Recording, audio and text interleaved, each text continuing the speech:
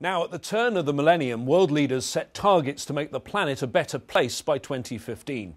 The results have been mixed. Extraordinary progress alongside some significant failures. And now the United Nations is looking at new ways to make sure no one is left behind.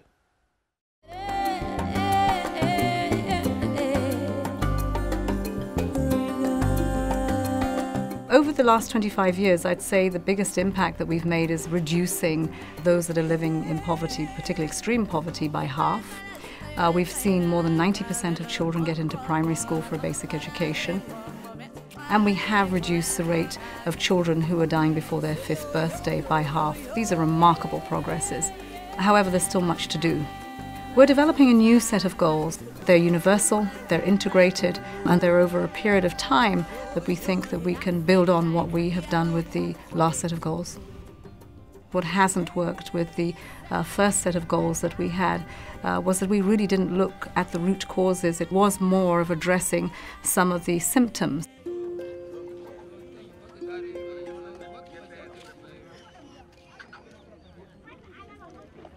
In the 2 decades since Mozambique's civil war ended, the country has made an amazing recovery. But not all citizens are participating in the country's new opportunities.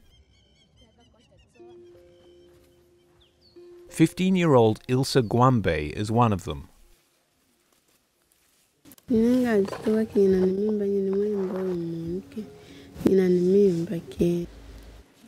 Ilse, then just 13 years old, was unable to continue school. In rural Mozambique, moving in with a boyfriend's parents constitutes a marriage. More than half the girls in the country are married before the age of 18, one of the highest rates of child marriage in the world. Well, the story of this teenage girl is, of course, so sad in a country that has so much hope with their new dawn, that she doesn't have an education, that perhaps her family doesn't have an education, which in turn would have made her better and more equipped to deal with relationships and not end up in the situation that she did. This is part of what we are trying to promote, is that everyone gets an education and therefore are empowered to take the decisions that they need to, but also to move governments to put in legislation that actually protects girls. Let us pick up our books and our pens. They are our most powerful weapons. One child, one teacher, one book, and one pen can change the world. Education is the only solution. Education first. Thank you.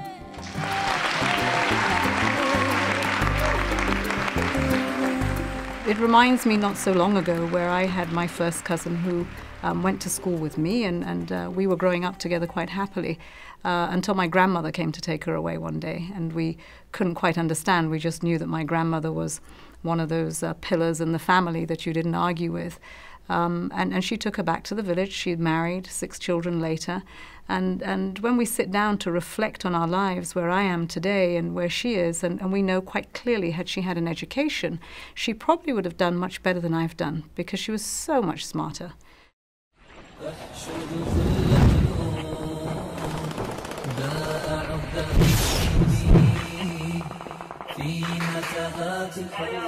Another major challenge is the rise of violent extremism, both a symptom and a cause of lagging development. Boko Haram are still active in northeast Nigeria, and nearly 16 million Nigerians are affected by food insecurity, malnutrition, epidemics and conflict, including these refugees who fled to neighbouring Chad after Boko Haram attacks.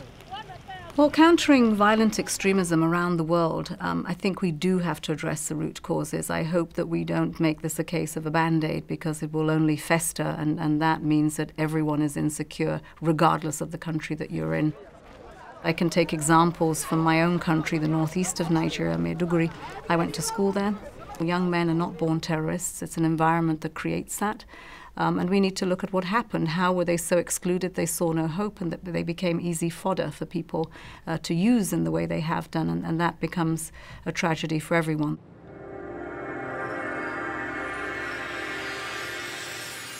The Pacific Ocean occupies nearly 1/3 of the Earth's surface and contains one of the planet's most diverse ecosystems. Thousands of species thrive in these waters. Pacific coral reefs and the marine environments they sustain provide food and livelihoods for over 120 million people, including the inhabitants of a tiny cluster of islands known as the Cook Islands. And for one Cook Islander, the ocean has a deeply personal meaning. At a young age, 7 or 8, I'd spend every day, in the sea and in the oceans, fishing and out on boats. It just becomes part of you. Though his career as a rugby player took him away from his native Cook Islands, Kevin returned as often as he could. Each time he noticed alarming changes in the ocean. Fishermen catching fewer fish, dying coral, and growing commercial interests pursuing resources around the Cook Islands. I hope for the sake of small islands like that and vulnerable communities, even on the oceans, the coastlines that we talk about, we see so much investment going in there because trade is important, and so ports are being built where infrastructure is happening. But, the rising sea levels are going to take away a lot of those investments that we're putting down, and that'll be gains that are lost.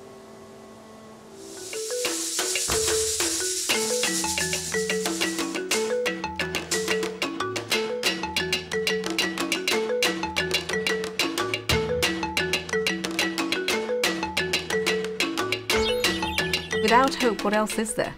I think that, we as the United Nations, that's our job. We can never turn around to the world and say that there is no hope. What else? I mean, you must have hope.